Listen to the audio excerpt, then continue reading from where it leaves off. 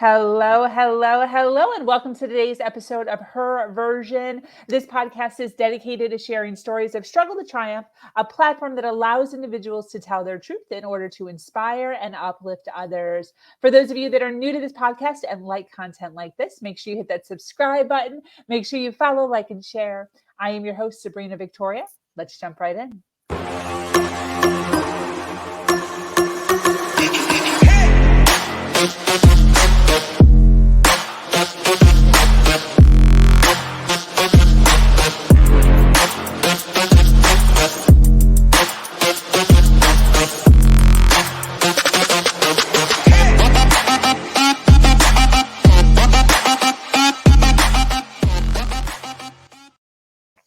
Hello, and thank you for joining us today for this episode of Her Version. I love it when I see everyone jumping on as soon as we get started. So thank you so much for being here and hanging out with us today. This is the Her Version platform. It's built on storytelling and the understanding that many times our greatest learning experiences come from listening to other people's stories. Today, I am speaking with an amazing woman named Tana MacPherson-Smith. Tana has been through a whirlwind of life as a born people pleaser. She has had the weight of the entire world sitting on her shoulders at different times throughout her life, dealing with her mother, her own mental wellness, and everything in between. Psych wards, therapy, and meditation were her first encounters with personal development. She has gained an education as an adolescent and parent coach, a mental health first aid England trainer, a Psych-Tap, EFT and NLP practitioner, and a Reiki Master. We are thrilled to hear about her and how she has evolved through her journey. Welcome, lady. How are you? What's your thought process on, obviously you yourself are into personal development, personal growth. What's your thought process on people diving into that? Would you say that it's important, it's medium, it's not really that important, but if you like it? What's your take on the importance of it in someone's life? I think it's really helpful for people to understand their behavior patterns, and you can understand that by really digging down and knowing what your monkey's been making note of, because what your monkey does for your whole life is try to protect you. It doesn't appear like that, but for example, I know a boy who was fine until he was 9, and then he was told that he had very severe dyslexia and was bullied mercilessly by the other children because he was suddenly doing baby work. So his monkey noted all of that, and that felt really painful. So when he went to secondary school, his monkey said, "We're going to get out there and be the bully, then we can't get hurt." So the monkey's looking at everyone and going, "That kid looked at you in such a way, we'll have him later." And so this teenager develops this anger response to everything, and he has to be in power. So that when he goes on to work later in life, his response to other people will be based on what's happened and what his monkey has recorded for him earlier in life and how the monkey's trying to protect him. Another child who loves reading books but is in a school where everybody's really sporty and is teased for being a bookworm.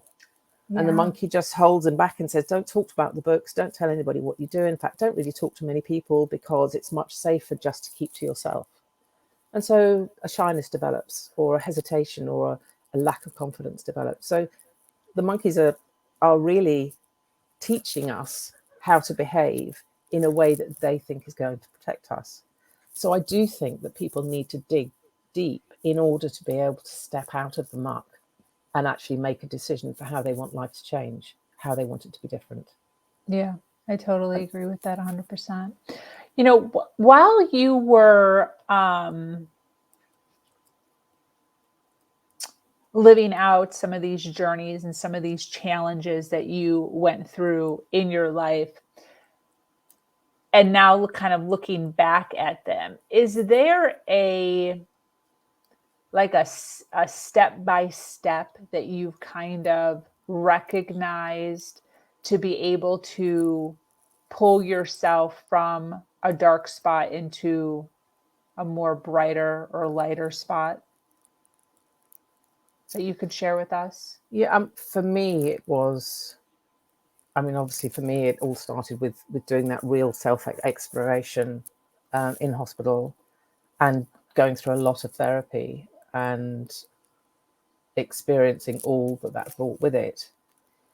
But when I came out of hospital, I, for all sorts of reasons, felt that going back to the career that I loved was not feasible, and that I needed to take time out to properly heal, because going back and giving yourself to other people all the time was so demanding. Yeah. So I started to really explore, you know, like with a panic, like, what am I going to do now?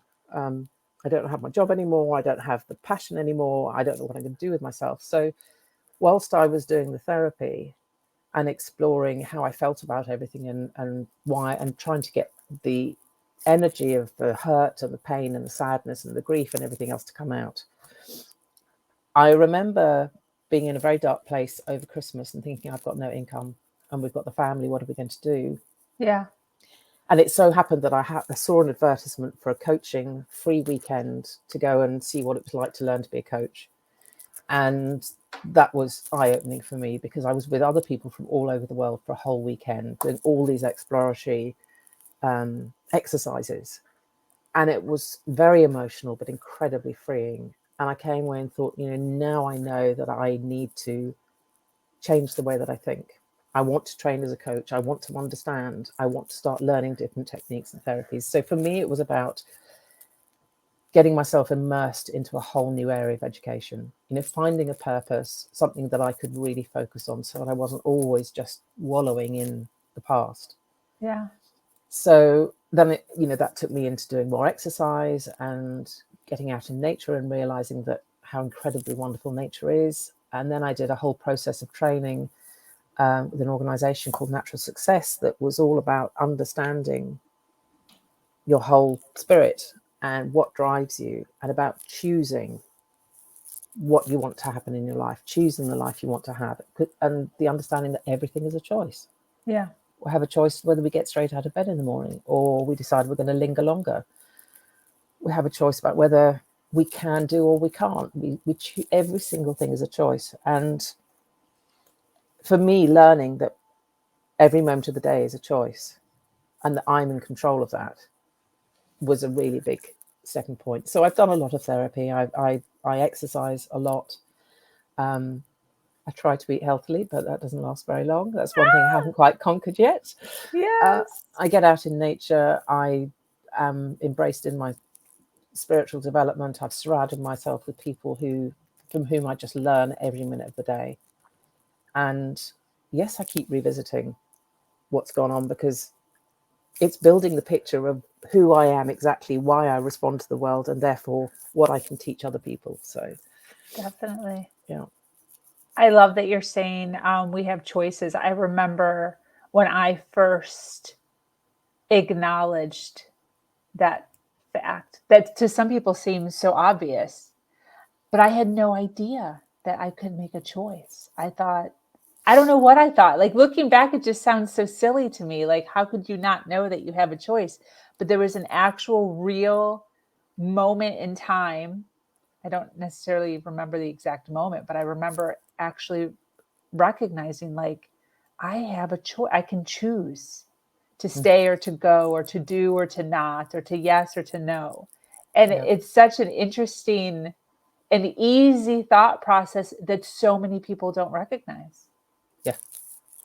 Yeah.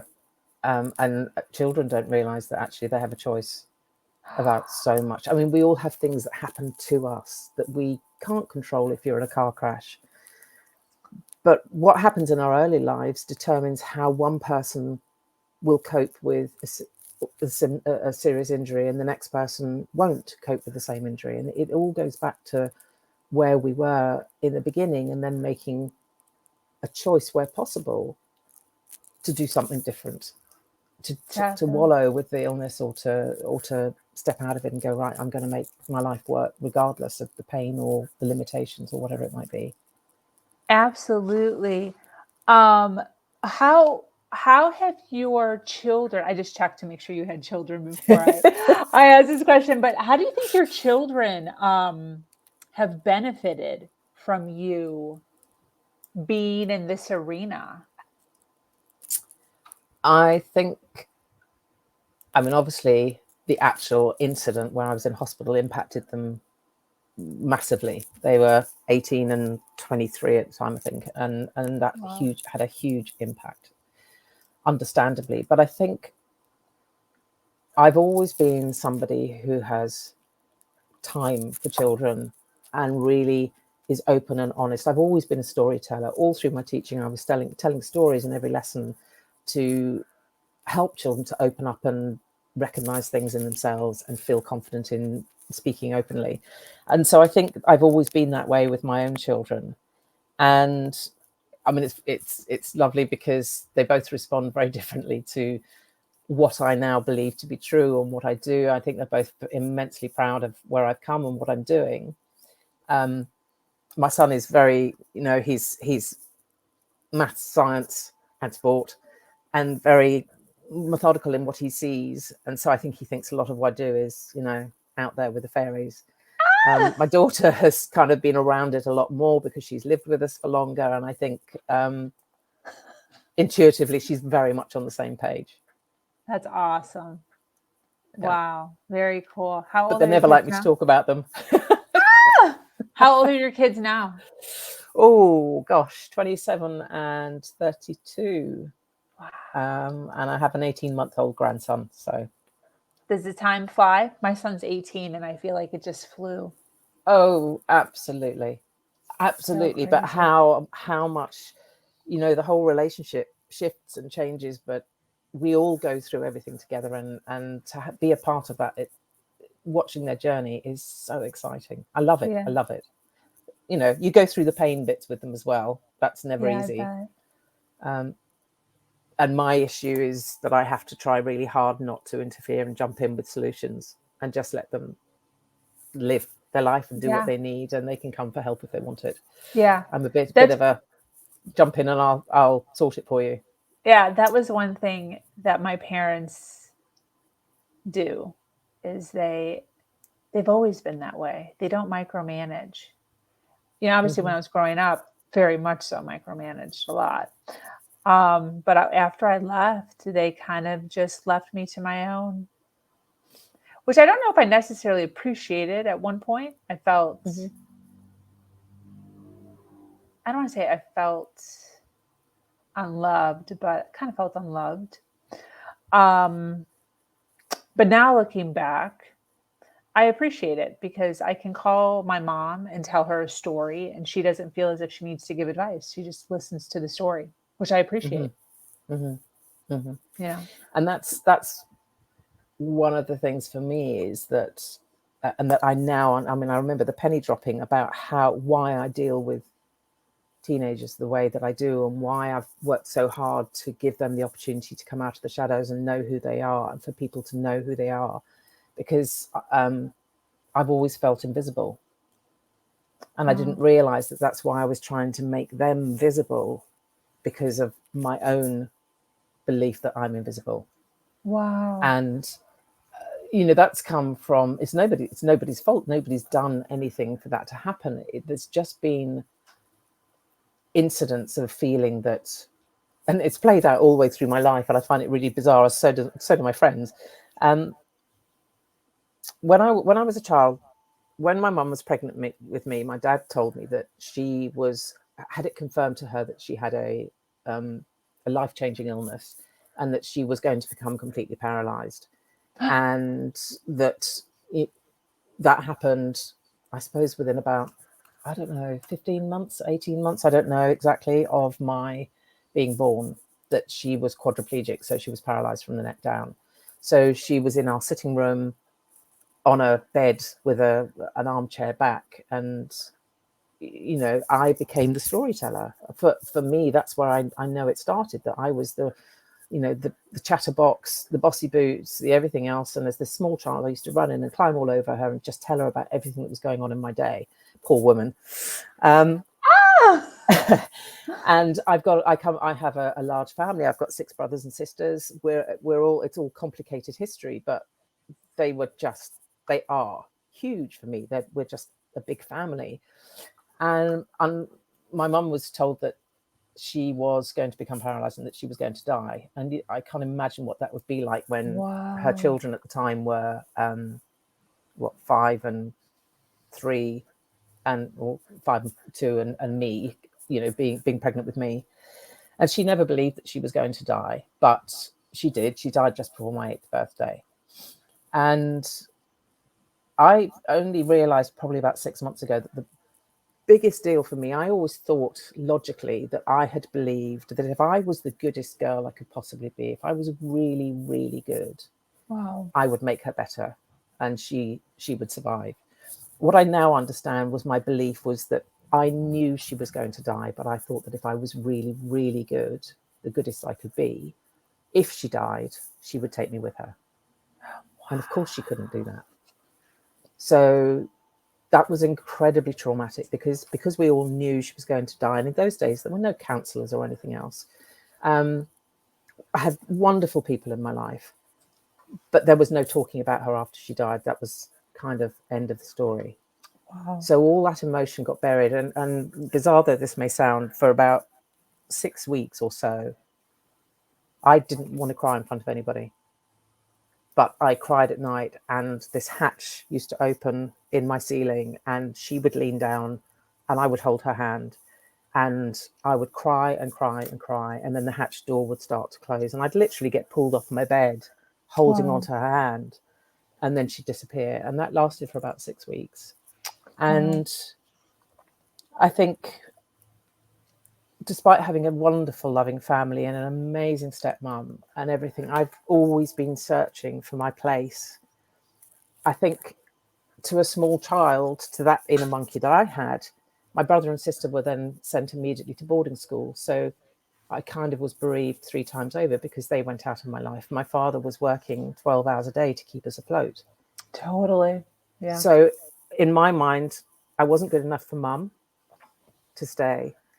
I wasn't good enough for my brother and sister because they left. I wasn't good enough for dad because he was away at work all the time. And so that belief that I'm not good enough has played all the way through. And now I understand why I've worked so hard to make sure that other kids and other teenagers don't feel that way. Wow. That whatever's going on at home, whatever's going on in their lives, however they've been bullied at school or whatever, they are genuinely loved. And they are, however bad the kids have been that I've worked with, however terrible things they've done, and some of them have really done some awful things, all I see is just this beautiful person.